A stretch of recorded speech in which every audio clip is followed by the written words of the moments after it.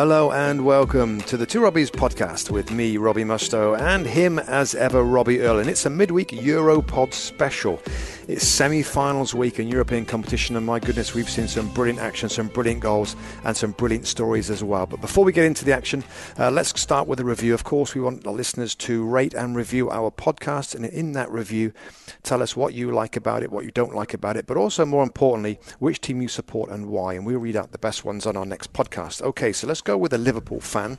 This is from Phil KLFC, and he writes to say, I'm a die-hard Liverpool supporter from Chicago, and it all began with a miracle in Istanbul when I was only 10 years old. I've never looked back since. I love when my club is going under the care of Jurgen Klopp, and I believe we haven't reached our true potential yet. Now, first of all, Rob, I must point out this review was from a couple of months ago. It was from January, and I think it's really apt now that we're going to go and talk about Liverpool. Again, I'll read it out again. I believe we haven't reached our true potential yet. So, Robbie Earl, Liverpool's stunning game against Roma at Anfield, 5-2, an amazing game, lots to talk about. Have now Liverpool, under Jurgen Klopp, reached their true potential? No, they're getting there, Rob. There's exciting things happening at Anfield. There's exciting things happening with Jurgen Klopp. But have they reached the potential? For me, no. When you concede 2 goals in the last 10 minutes of a game, in a game that you're dominating, a game that your front three are absolutely tearing the opposition apart, then reaching your potential is winning that game 5-0 and knowing you're almost through to the Champions League Cup final. They're not there yet. They've somehow given a slight hope to Roma, who will have to do miracles again as they did against Barcelona in scoring 3 goals. But there is something to celebrate. There's something to get excited about if you're a Liverpool fan. It's what somebody calls Kloppish at the moment. It's lots of attacking football with the odd mistake at the back that's causing them problems, Robin. Do you remember, I'll just go back to the weekend, West Bromwich Albion, they were 2-0 up and ended up drawing 2-2. And Jurgen Klopp was particularly upset about things there, and he was very touchy after the game. And we said, didn't we, that little nerve is there, that little thing maybe he thought he got over, giving away cheap goals, not seeing out things for clean sheets. It's come to bite them again, Rob, a little bit. And instead of talking about a brilliant, brilliant performance, we're talking about very, very good. I mean, at times their football was out of this planet, and then we'll talk about the little man up front. But conceding 2 goals was amateur for a team who was so much in control of the match. Listen, I get, and of course I don't disagree with the defensive bit at the end there, but I still think the overriding impression of this game is brilliant Liverpool, brilliant attack. And before we move on to that, I think when you talk about the West Brom game and you talk about this game, and it's kind of a little Achilles heel, isn't it, for Liverpool? And it has been a problem, which has got a lot better. We've talked about it many times on the show. But that little problem is one person. We know it's Dejan Lovren. And I'll admit that he has been better in recent weeks, playing alongside Van Dijk in the Premier League. I think we know that the fullbacks continue to play very, very well and are getting better week in, week out. But when you've got Dejan Lovren in the team, in that back four, then there is always a potential for a lack of concentration, a little mistake. When the pressure's really on, you feel that he just approaches a game a little differently. He's thinking a little bit differently, or he's not, he's just that little loose cannon back there that part needs to be replaced. And I get and I appreciate and I respect Jurgen Klopp's loyalty. And he's talked about him recently, again, after this mistake, about him and other players make mistakes. This has happened too many times now. No. So, we will go on to talk about the brilliant attack and the brilliant midfield and everything else. But I just wanted to get out there. It's one guy. Yeah. It's one guy, Rob. And without Lovren and with a more reliable guy back there, it could have made all the difference. Yeah, I'd agree. They're calling him Deja Vu Lovren, as it happens, every time there's a mistake. But and there's something about top-class defenders, Rob. You have to rely on them in big games, and you've got to be able to trust them when the pressure's on in those big moments. And Dejan Lovren is not that guy. Loris Karius, still, Rob, I'm not 100% sure. If we're talking about true potential of this Liverpool team, as our readers talking about, no, that's I'm not. fair enough, I'm not 100% sure Loris Karius is going to be the guy who's going to take us through to our true potential. We've seen one or two moments of indecision by a young goalkeeper who's learning, who may get better in time, and we make the contrast to David De Gea when he came in, who was made similar kind of errors. So we've got to give him time, but we're talking about true potential and reaching that potential right now. There's still, for me, a question mark about the goalkeeper and the centre-back, as we've talked about. Just the goalkeeper, Rob. I think we've seen before from Jurgen Klopp. We've certainly seen it with Dejan Lovren. We've certainly seen it with Alberto Moreno, that he's very, very loyal and patient. Yeah. Is the goalkeeper going to be a position through next season that Klopp's going to stand by him, he's going to give him his chance, and he's going to make some key errors that might stop them winning the big stuff, where everybody around the club and who watches it and all the pundits and majority of the analysts and journalists think that, like we do, that he's a question mark. Do you think that Jurgen Klopp is going to say, you know what, I don't care what you lot say, I'm going to trust him, I believe we can improve him, and we're going to keep going with this guy, and it might come back to bite him on the butt. He does have a bit of that Arsene Wenger stubbornness, sort of, I want to prove you wrong. He's got a link with Karius bringing him in as a young goalkeeper, somebody he obviously believes in. I just think, Rob, that at times this manager we see the hugs, we see the relationship, we see the closeness that he has with his squad, and that's so important. But sometimes you've got to make big, tough decisions. Pep Guardiola and Claudio Bravo for a season, saw he wasn't the right man, got him out, Rob. Made a massive call, as well as, let's remember, the year before that, getting rid of Joe Hart, who was a big part of City.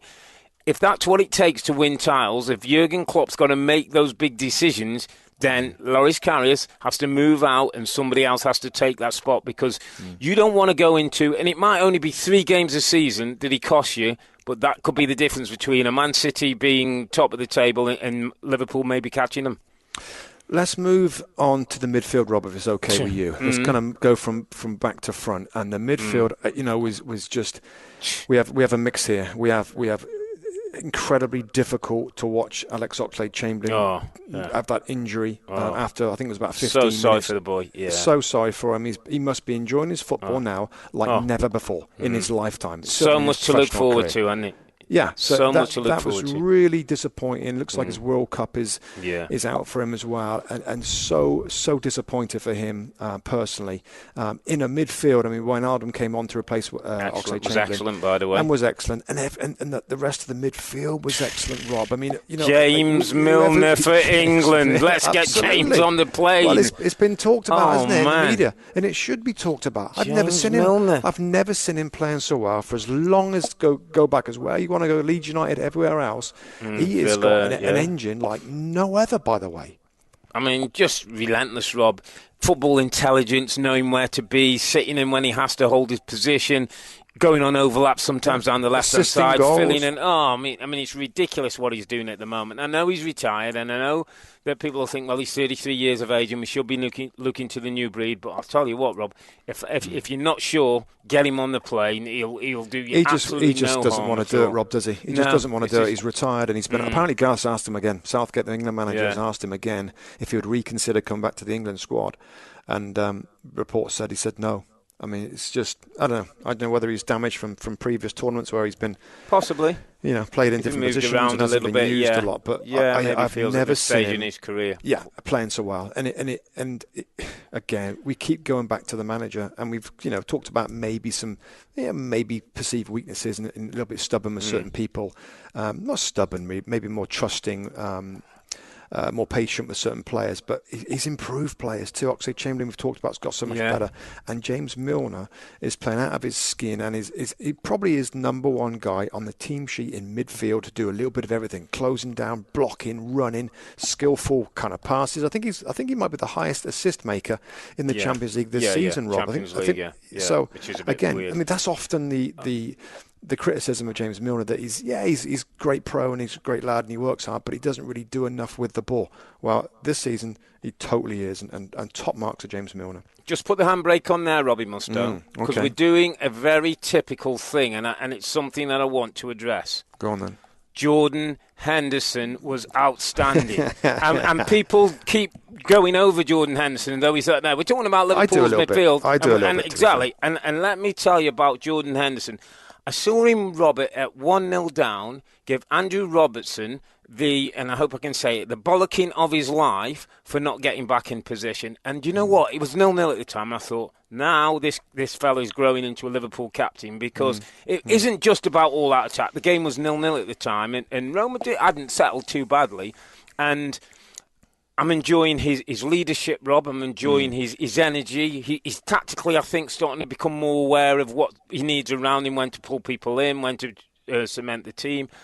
The only thing Jordan Henderson needs, and I read this line rather than we'll say that I made up myself, and I thought it was so true. He hasn't had a massive Liverpool moment. He hasn't had a screamer that wins him a 3-2. He hasn't, gone into tackle. He's not lifted a trophy yet. He hasn't done something that just takes him to the next level. Yeah, because I think the moment that he does, I think people start to appreciate him. No, I couldn't agree more. It's a great line. It's a great comment, and it's absolutely true. You're right. It's like me as well. Like, of course, I mean, this is our sweet spot, Robin. It's central midfield. This is what we did. And that was kind of more his position. And I love his heart. I love his energy. I love his enthusiasm. You can see at times when he's running back, he's absolutely exhausted. But you see his little head going side to side, and he sprints back to get in there, goal side, makes blocks. So I love all that. But you're right. Yeah. Whether it's a brilliant through ball or whether it's a great goal or a fantastic cross, you're absolutely right, and I think until that moment comes, maybe people, there's still a bit of jury out, just a little bit. Could Liverpool do better in that position? But no, I can't disagree, mate. I thought he had an excellent game as well in a Roma team that worked hard in midfield initially. I thought they could press quite well initially, first 15 minutes and gave Liverpool a few questions. Now let's get to the icing on the cake. Let's get to the exciting bit. And let's start with, by the way, Sadio Mane having two good chances. Oh, yeah. One he lifts over the ball, one he doesn't get his contact right as he's falling, and all of a sudden you could have thought, Rob, wonder if it's going to be one of those nights. A little bit. I mean, of the front three, he's, after what we've seen of him before, Mane, he's brilliant last year. And maybe he's just off that a little bit this season. Maybe that's a little bit His numbers are still good, though, aren't they? His numbers are good. His numbers are good. He still brings things in. His pace is still a threat on the other side. But when you've got, and it's probably not about one, is it? It's about a trio. It's about a combination of players who help each other, work for each other. If one's not on, the other one lifts. If somebody else is not on, they can't. What's interesting, Rob, and we know we'll talk about the little Mo man who gets to and assists to, but it's like they're assisting people. They're happy to square a ball when sometimes you think, bit of centre forwards greed, they'll shoot for themselves. There seems as though everybody appreciates each other's role in the team.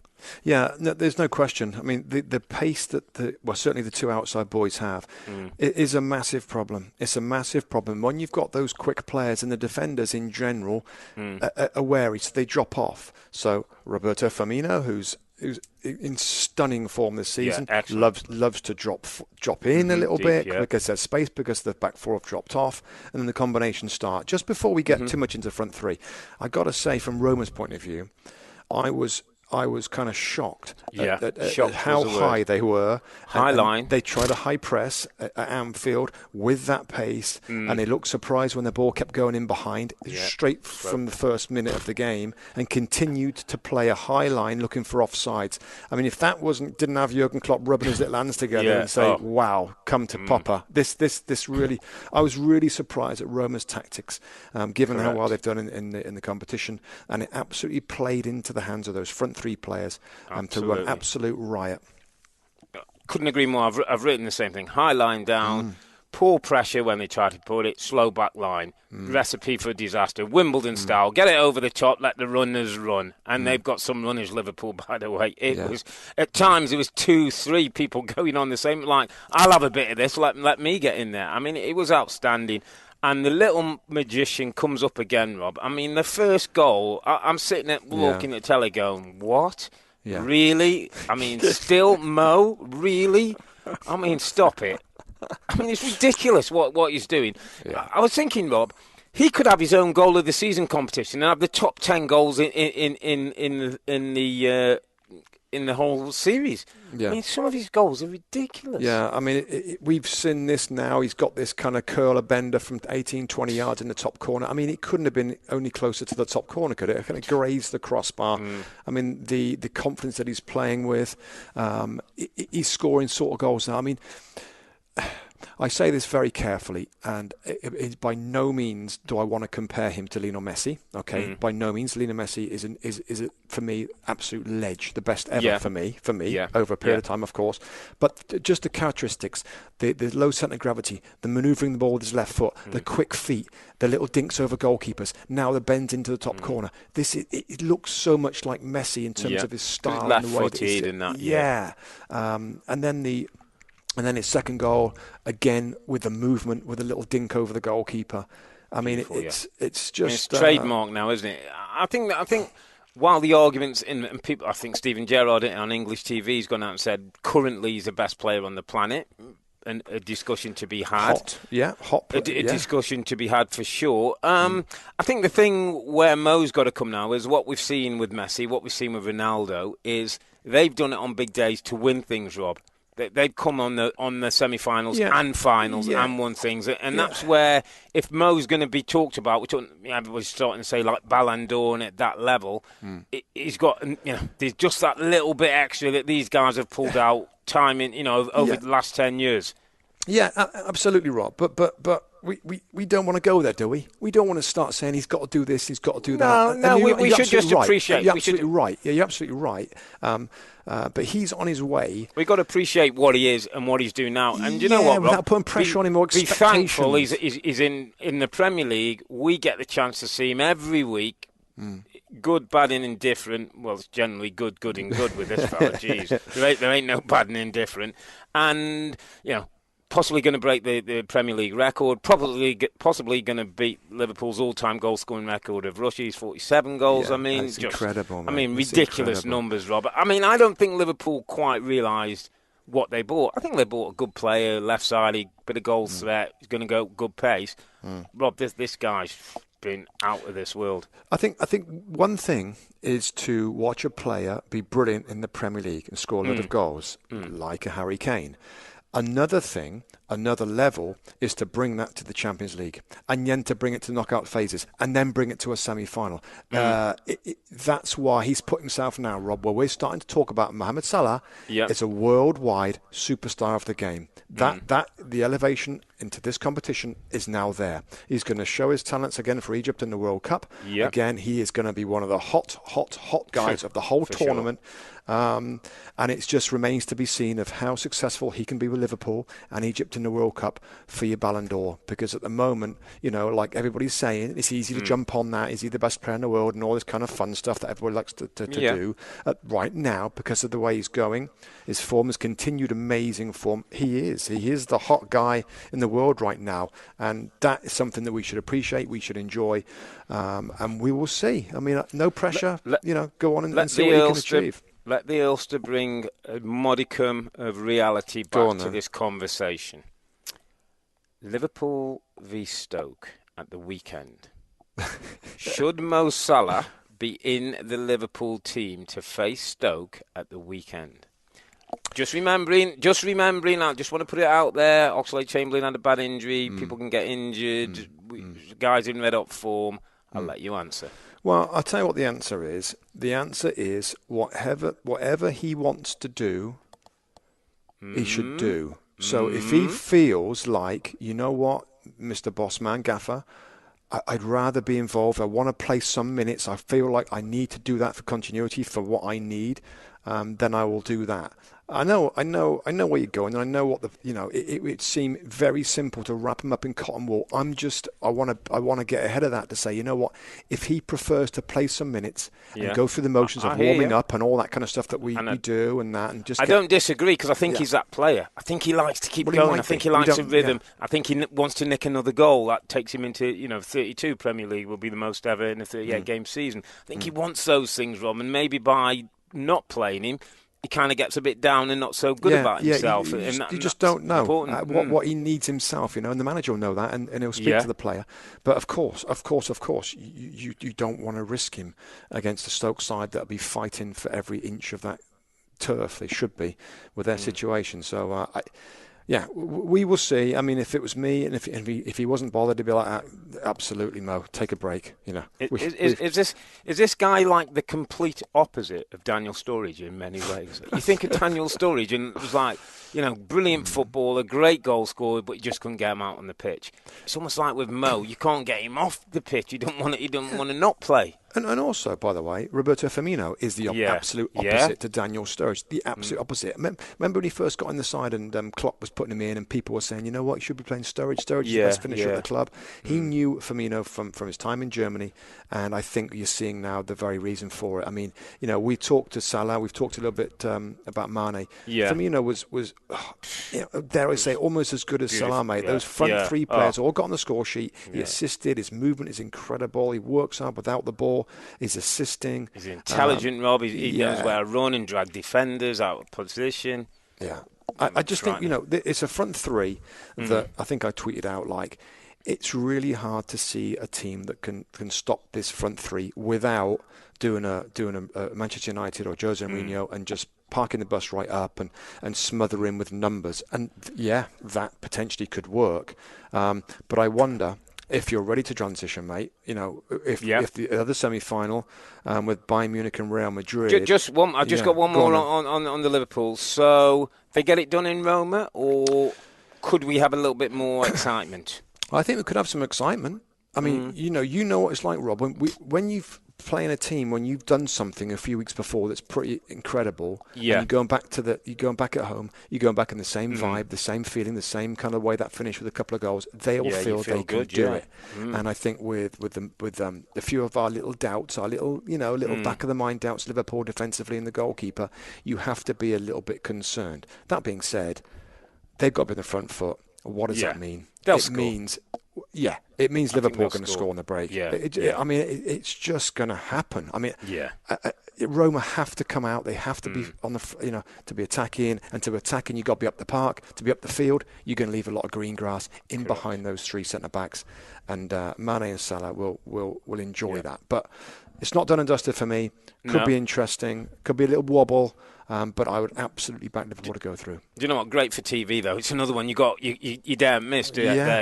An early goal from either side, and all of a sudden it could, it could have a massive influence on the game. Yeah, absolutely. Okay, mate, you want to move us on? Well, let's move on. Let's move on to the other game. Did you watch this one as well? I did see the game. Bayern Munich and Real Madrid. And what did you think? Very different. Very a contrast to the Liverpool Roma end-to-end goals and things going in. I mean. My takeaway from this, Rob, was two great teams, not quite at their greatest right now. I thought, Bayern Munich had more chances. I thought probably were shady the first half, looked a better time. Real Madrid kind of hang in there. No, they've got quality. Goals didn't come from the usual sources, but managed to get a 2-1 win, go back at home. They've got, back-to-back winners in this competition. Kind of get the feeling they know what to do home and away. They're going to be favourites now to go through, but not overexcited by either of them. From Liverpool's point of view, Rob, I'm thinking, I think we could have the game to upset either of these two sort of superpowers. Yeah, and I think that's just the point, isn't it? I think the way that Bayern Munich and Real Madrid play, they're not going to park the bus. They're not going to pack it in against Liverpool. So there will be opportunities for them. I think from Bayern's point of view, in some ways, there's a bit of a missed opportunity. I mean, first of all, unlucky with two injuries to Robin and Jerome Boateng, centre-back. When he came through with the ball, he looked like he hurt his groin. Overstretched, So they had to adjust a little bit on that. I think you could sort of say, and again, this is something I read, Rob, I think is pretty important, is that maybe the Bundesliga is so kind of comfortable for them that they lack that little bit of sharpness and that kind of week in, week out determination to get through and to win and to grind a little bit. That was a point I read and I thought it was a pretty good one. I agree a little bit where I think these two teams aren't at their best, but you've got to respect Real Madrid's history. You've got to respect their focus on this competition when La Liga is not going particularly well for them. I think they're third spot in Spain right now. And you've got to respect the experience that they've got and also some of the players. I still really love the midfield. I really love their midfield of Luka Modric, Toni Kroos and Casemiro, who I think's my pick really is a defensive midfield player around the world at the moment. I think he's fantastic, and Ronaldo up front is he's going to be sharp and he's looking for goals. So I thought they were going to win the game. I think they're going to go through. It's just when you kind of look at potential matchups with Liverpool, if that happens, it's going to be it would be a brilliant, of course, they've got work to do, of course, but it would be a brilliant game, brilliant final, everybody tested, Liverpool's defence, Real Madrid's defence, midfield, energy and graft of Liverpool's versus the technicality and the skills and experience of Real Madrid's, and strikers and forwards, again, just so much to enjoy. But just on this game, I think, Real Madrid should go through. The younger players, Asensio coming through, scored the goal. But a little bit underwhelmed. Is that a little bit too strong on this semi-final first? Maybe, because I think semi-finals first and foremost are about getting through and then look at performances. And as you said, Rob, if they get to Kiev, Real Madrid will be up for it. The big man up front, Ronaldo, will be ready for it. He knows winning that Champions League puts him in pole position for the Ballon d'Or that he loves to collect. And listen, regardless of how good or not they've been in the league all season, there'll be a test for Liverpool. But still a bit of football in both these semi-finals to go. Just a little side note, Rob, before we move on to Arsenal and their game in the Europa. Gareth Bale, we've got a couple of shots of him during the game and didn't sort of get on the pitch. Looks like he's surplus to requirements. Yeah, he's fallen out, I think, hasn't he? Yeah, it doesn't look like he's going to be part of things maybe from next season. Do you see him come back to Premier League? If so, where so? Well, it's funny, he's been linked with Bayern Munich, hasn't he? I heard that one. It would make a lot of sense to come back to the Premier League. He's 28 years of age, though, Rob. I think in July he's going to be 29, Bale, and he's had, a few injuries. Few injuries and stuff. So a Chelsea, a Man City. Well, does he go there and help them? I'm not sure about Manchester City. I think Man United. I mean, not that they need another wide player. They've got enough pacey wide players. But that was always a talk, wasn't it, that Mourinho was going to try and bring him to Old Trafford. Could he go back to Spurs? Could he go back to Spurs and offer that something down that left-hand side? Bit of goal threat back to his old team. He would be brilliant for Spurs. He would be brilliant for Spurs because I think that's what they need. They need a star player to make things happen when things are struggling a little bit. I think that's what they need. I just don't think financially it's going to work out. Wages-wise? He'll be on fortunes. I'm sure the fee will be a high fee unless he feels a desire to go back to the team that he made his name, really. So, I think it's interesting. I just don't like... for me, anything that's 29, 30, then you're on the downslope, and a lot of these teams are building. They're building great things. They're developing great young players. To bring in Bale to hinder the development of other young wingers at some of these top clubs, you'd have to be really sure and really careful about it for me. What about you, Rob? Where do you think I think you should speak for yourself. I'm 31, feeling great shape, mate, and ready to play. Do you see him coming back? I do actually. I think he'd quite like a return to English football. Of course, Bayern Munich's a huge club, but I get the sense he's one of those guys who he's had his adventure. Things have gone well. He's won some major trophies. Could he come back to England? He's got a young family. Whether Spurs could start matching the wages, whether that would cause the whole team and the setup a problem. Obviously, we know about that. Manchester United's an interesting one. Could he fit one side, maybe Alexis the other? Maybe the right side, Robert United, and come inside on that left foot. On his left foot. So I think there will be takers in the Premier League, just in terms of whatever the salary and the transfer fee is. But I think there could be a pullback to Premier League, and it'd be great to have somebody of that calibre back in the league as well. And at 29, I still think sometimes when you've had a few injuries, it's less miles on the clock, and if he can get himself fit and back in shape, might just have something to offer to one of the top six teams. Let's move it on to the Emirates. Arsenal versus Atletico Madrid. Plenty of drama going on this one, mate. Good atmosphere though, Rob. Just before we get into the game, Arsenal fans turned up and it looked pretty good. Yeah, crowd were into it tonight. Yeah, and at times in the first half, I thought they kind of got the players on the pitch going and getting them into it. As we say, plenty of drama. Man sent off early for Madrid. Simeone sent to the out from the touchline early on. Did you think it was a red card? Do you think the second yellow was appropriate? I thought it was inappropriate in the size of the game. I think it's one of those you could have given him a warning, Rob, and then he knows where he is. Listen, in isolation, probably 2 yellow cards for both incidents. Put together, I think there was just enough in both of them to say, you know what, I'm going to give you the benefit of the doubt. I'm going to give you a stern warning, and then let's get on with the game. And I don't think anybody really would have made a big fuss about it.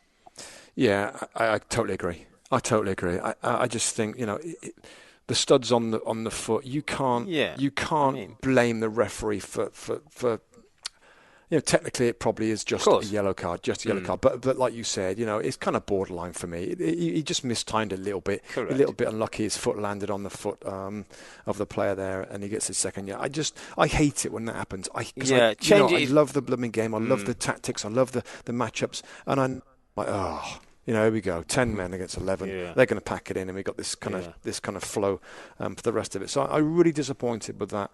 But after that, Rob, Blimenek. I mean, Arsenal, to be fair, fast start. I thought they had a really quick start. They used the energy in the stadium on the front foot. Lacazette had a couple of opportunities. Good chances, made some good saves. Welbeck should have had a couple of off chances. He probably should have done better on one, didn't he? On the one from the left-hand side when he's come in and keepers made the save. And just wondered at that stage, Rob, was it going to be one of those nights where there's no fairy tales in football? There's no kind of, Arsene Wenger's leaving, let's win him. Here's the Europa League, off you go, and go off on his shining horse. They're going to have to earn this, Rob, and not least because having got themselves up through the Lacazette goal, who's looking sharper. Yeah, he's looking sharper. He looks like he's starting to grow into an Arsenal shirt. And I think sometimes just on that, Rob, we don't sometimes recognise or understand when a player comes from another league, he comes into a different country, different language, different setup. Sometimes it takes a moment just to feel yourself, get your confidence, be one of the boys and get to the level you were at the club that's just bought you. And I just think Lacazette looks like one of those that, given time, given support, if he's played in the right way, he'll get you goals. He'll get you 20 goals a season. Yeah, and to be fair, Rob, I think mostly with star players, particularly forwards, I think mostly it does take them a season. I mean, I'm sure people can name a few that have hit the ground running, etc., and there are, but mostly, I mean, you think about all the changes for his young family, for a different city, different living situation, kids, schooling kids, the wife settling down. I mean, there's the different football, teammates. I mean, it is a lot to take in, and we've seen it, of course, firsthand. And of all the foreign players that came into my club, Middlesbrough, my goodness, we had loads of them, and most of them took a little bit of time. We had a lady that helped out. She spoke Spanish and Portuguese, and she helped out with all that, which was really good. But it still took a little bit of time for those guys to get settled in. But I think he's a really good player. He looks happier. I think next season you're going to see Aubameyang and Ozil with him as well. And I think it's, Ramsey, if he continues to stay at the football club, of course, his contract's up at the end of next season, which will be a concern. Yeah. But no, good for him. Good for Jack Wilshere as well. Jack Wilshere did really well. Dug out the cross of the back post. Ball, really good jump, wasn't it, from Lacazette, and headed down into the ground to make it 1-0. Yeah, and then looking for a second, obviously trying to push home the advantage, get caught by a sucker punch, really, a long ball over the top, not defending well. Koscielny first with the challenge, he goes to ground. Little ricochet off the goalkeeper. Mustafi falls as he's trying to block it, and Griezmann lifts one into the back of that, and all of a sudden, Rob, this becomes a very difficult night for Arsenal now in Atletico Madrid. It is unforgivable. It's unprofessional, and it's typical. I'm afraid it's typical. I mean, how many times have we seen this where Arsenal are absolutely in some kind of zone, they're attacking, and of course that's what they do, and they're just the concentration, the professional level of like, this is it's 1-0, even though we've got an extra man, let's not blow it. And, I can't think of the amount of times that there was counter-attacks. I think Monaco was one a few years ago that I couldn't believe how they let it go a little bit. And we saw it again today. Arsene Wenger's Arsenal team over the years, and we've praised it and we've celebrated it. His football philosophy is risky. It's just risky. Everything's about attack. All the midfield players want to go forward and attack, Rob. Everybody, the fullbacks want to get forward. It's just the way that he allows it to happen.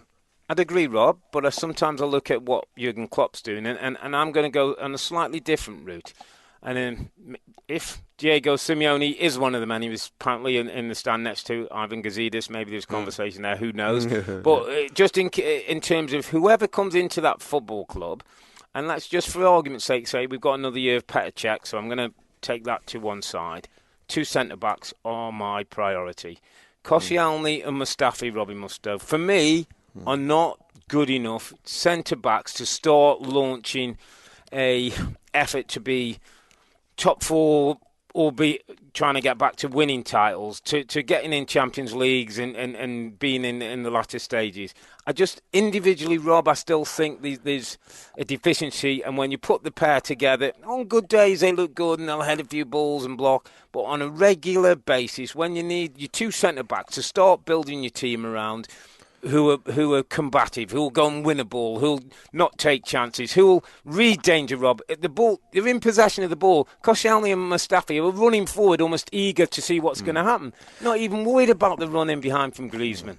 Listen, I don't disagree with that. All I would throw in, again, going down a little bit of a different route, is, listen, how many centre-backs has there been at Arsenal in recent years that look poor? And I'm not making excuses for some of these players, but there's very little protection in front. There's very little coaching of the fullbacks to cover. There's very little kind of pragmatic nature to any time of their team play. I'm thinking about Per Mertesacker, who's there. There's a World Cup winner that looks awful. I'm looking at Rob Holding, Callum Chambers, that might not be at that calibre. Yeah, you've got a better memory than me. I just, is it always the individual? Is it always? Isn't it? If you pack the team around these guys, they're going to look better. Yeah. I'm not saying that, but I think what you're saying is actually, if they're not quite up to it, can we mask that deficiency? Well, it might help them. It's going to help them. I'm saying if you looked at Liverpool, you could talk about Lovren and Klavan and Matip who've made mistakes, and then you plug in a Virgil van Dijk and look at the difference. Look at the difference that one's proper centre back makes to a whole back four. Yeah, and that's where Arsenal need to get. Start with one, but I still think maybe between Chambers and Holding and the kids. But the other one, if I'm keeping Koscielny, Mustafi's gone. If I'm keeping Mustafi, Koscielny's gone. I can only keep one of them. I'm only going to. Koscielny's got to go. Koscielny's 32, Mustafi's 26. I'm just not sure about Mustafi. His heart and his drive. And there's a guy who sits on the touchline, doesn't say an awful lot to Arsene Wenger. Steve Bold, who I played against him, we played against that team. Steve Bold would rip your throat out rather than let you run one-on-one with a goalkeeper. This fella Mustafi just doesn't have that same sense, doesn't have that same danger. No, it's such a shame because Arsenal played well, and Atletico Madrid were absolutely parking the bus. Everybody back, all on the edge of their own box, and it was like it was an embarrassing sort of game because Arsenal were trying things. Ozil was putting little balls in Wilshere. They were trying to poke and prod. You've just got to have insurance policy. You've just got to have insurance when you're playing like that, trying to get the extra goal. You've got to make sure that one guy that's miles away from your goal. For the most part, because he was Griezmann, I think he switched from outside, was very isolated. And I think there was 3 defenders back from Arsenal, spread across, and one ball over the top means he goes in and scores and makes it 1-1. It's just, like I said, unforgivable. And it's can we even call it a shame? Is it a shame? It's not a shame because they should have figured it out. They should have figured it out by now. It's a shame for Arsenal and what may be the legacy and what's become. But my opening line was, football ain't no fairy tale. Yeah. And in a strange way, as well. As I was watching the game, I thought Atletico Madrid under Simeone, a bit like Mourinho, Chelsea under Mourinho when he first came. They quite like being victims, and they quite like us against the world, and they're sending off. Right, they're not going to break us down. The manager sent to the stand, right, us against them, we're the victims. And it just gives them a little bit more fire and a little more drive and determination not to be broken down easy. And in the end, he's done them good. They go home with a 1-1 draw. Now would be definitely seen as favourites to go through. Yeah. And it's all on Arsenal, Rob, because I think it's not beyond Arsenal's ability to win, because I think we all have said, on any given day, Arsenal can be a match for the best teams in Europe on any given day. But it's got to be that day, and everything's got to work out perfect for them in a stadium and an atmosphere that will be volatile, to say the least. Yeah, I mean, it's just when you look at their defensive record at home in La Liga, Atletico Madrid have conceded 4 goals. Yeah. All season. But a good goalkeeper as well, hasn't he? Jan Oblak played well again today, made various saves, and that sort of record. And given the scoreline with the away goal, knowing that 0-0 will get them through to the Europa League final, It's going to be hard to score. It's going to be hard to score, and we know what they've got on the counter-attack. We've just seen what Griezmann's done. I'm sure Diego Costa is going to be ready to play in a week's time. Yeah. You just think that they are going to get something on the counter-attack. But listen, this will be the last big hoorah for Arsene Wenger's Arsenal Football Club. Whether the players have got something left in them to do something spectacular, let's hope so for his legacy, etc., etc. But it's going to be incredibly difficult. That one goal has just changed everything. It's just changed everything. And you've got to be so frustrated for those Arsenal fans that turned up and got behind the team today. And the team played well. They created a lot of opportunities. Sure. Just think of that second goal and 1-1. Wow, that's such a big difference now. Yeah. 2 big games coming up for Arsenal, Rob. They travel to Manchester on Sunday to face Manchester United. Arsenal against Jose. And we'll preview that one on the Two Robbies radio show on Saturday before they head to the second leg in Madrid, where there's work to be done. So that's it from us. Now we want to hear from you, our listeners. Firstly, we'd love you to rate and review the show by downloading the Two Robbies on Apple Podcasts. Tell us what you like and where we can improve, but more importantly, tell us what team you support and why, and we'll read out the best responses on our next podcast. So Liverpool score 5, but are still not 100% guaranteed to make it to the Champions League final, while Arsenal still have work to do in Madrid next week if they want to give Arsene the sending off he deserves.